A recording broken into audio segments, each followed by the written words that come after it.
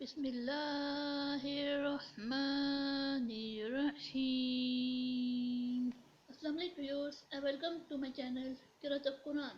Viewers, آج میں آپ کے لیے سورہ روم کے رکو نمبر 2 کی قرأت لے کے آئی ہوں۔ ویورز، سورہ روم کے رکو نمبر 2 میں آیت نمبر 11 سے لے کے آیت نمبر 19 تک آیات ہیں۔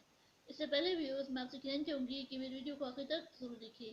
اگر آپ کو پسند آئے تو اس کو لائک کر لیں، اس کو دوسرے کے ساتھ شیئر کر لیں اور سبسکرائب کر لیں، اور ساتھ میں لگے بیل کے آئیکن کو کلک کر لیں تاکہ آنے والے وقتوں میں آپ کو میری آواز میں قرأت کا نوٹیفیکیشن سب سے پہلے ملتا رہے۔ تو آئیے ویورز، عمل کے پہلے درود شریف پڑھ لیتے ہیں، اس کے بعد وہ روم کے رکن نمبر 2 کی قرأت سماعت فرماتے ہیں، اس کے بعد ان آیات کا ترجمہ سماعت فرمائیں۔ بسم اللہ الرحمن الرحیم۔ اللہم صل علی محمد وعلی آل محمد کما صلیت علی ابراہیم وعلی آل ابراہیم انک حمید مجید۔ اللہم بارک علی محمد وعلی آل محمد کما بارکت علی ابراہیم وعلی آل ابراہیم انک حمید مجید۔ اعوذ باللہ من الشیطان الرجیم۔ بسم اللہ الرحمن الرحیم۔ اللہ یبدأ الخلق ثم یعیدہ ثم الیہ ترجعون۔ ویوم تقوم الساعۃ یبلس المجرمون ولم یکن لهم من شرکائهم شفعاء وكانوا بشركائهم كافرين۔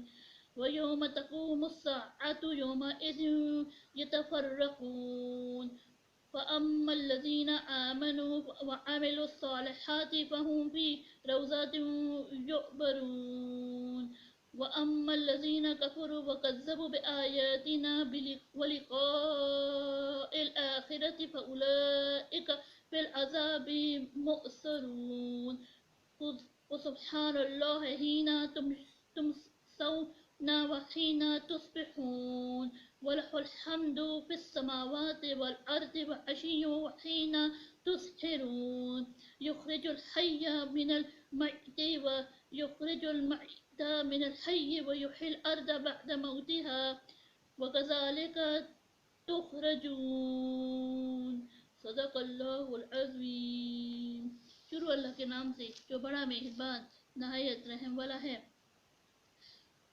خدا ہی خلقت کو پہلی بار پیدا کرتا ہے، وہی اس کو پھر پیدا کرے گا، پھر تم اسی کی طرف لوٹ کر جاؤ گے، اور جس دن قیامت برپا ہوگی گنہگار نا امید ہو جائیں گے، اور ان کے بنائے ہوئے شریکوں میں سے کوئی ان کا سفارشی نہ ہوگا، اور وہ اپنے شریکوں سے نا مقتصد ہو جائیں گے۔ اور جس دن قیامت برپا ہوگی اس روز وہ الگ الگ فرقے میں ہو جائیں گے۔ تو جو لوگ ایمان لائے اور عمل نیک کرتے رہے وہ بہشت کے باغ میں خوشحال ہوں گے، اور جنہوں نے کفر کیا اور ہماری آیتوں اور آخرت کے آنے کو جھٹلایا وہ عذاب میں ڈالے جائیں گے۔ تو جس وقت تم کو شام ہو اور جس وقت صبح ہو خدا کی تسبیح کرو، یعنی نماز پڑھو، اور آسمانوں اور زمین میں اسی کی تعریف ہے، اور تیسرے پہر بھی، اور جب دوپہر ہو اس وقت بھی نماز پڑھا کرو۔